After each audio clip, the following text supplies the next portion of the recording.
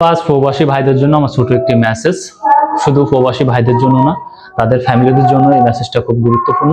আমার এক ফ্রেন্ড দীর্ঘ 2 বছর হয়ে গেল সে প্রবাসে থাকেন, তো তার সাথে অনেক কষ্টে যোগাযোগ করলাম। প্রায় 1 বছর 9 মাস পর তার সাথে আমার যোগাযোগ হয়। তো কথা শুরুতে সে আমাকে একটা কথা বলছিল, ভাইয়া কেন আমি হাতের কাজ শিখে আসলাম না। তো তার কাছে আমি গেলাম, যেমন সে আমাকে বললো যে ভাই বারবার মানে সেলুনি কাজটা আমি যদি শিখে আসতাম তো এখানে এসে আমি ভালোভাবে স্বাধীনভাবে কাজ করতে পারতাম, বাট এখানে সেলুনি কাজে প্রচুর অর্থ, বাট অনেক টাকা। তো আমার সেই বন্ধুকে আমি বললাম যে ভাই কাজ তো কোনোটা ছোট না, তুমি যে প্রবাসে থেকে ওখান থেকে অর্থ আনতেছো এটাই আমাদের দেশের জন্য গর্ব।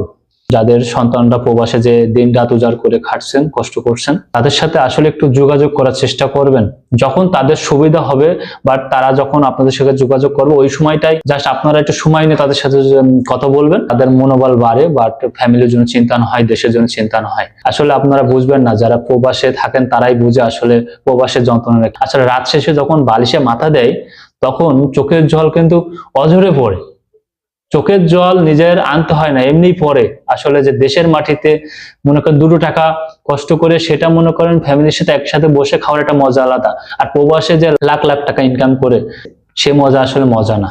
আসলে ফ্যামিলির ভালোবাসা ত্যাগ করে বিদেশের মাটিতে এর মতো কষ্ট আর কিছু নাই ভাই, টাকা পয়সা জীবনে কিছু না।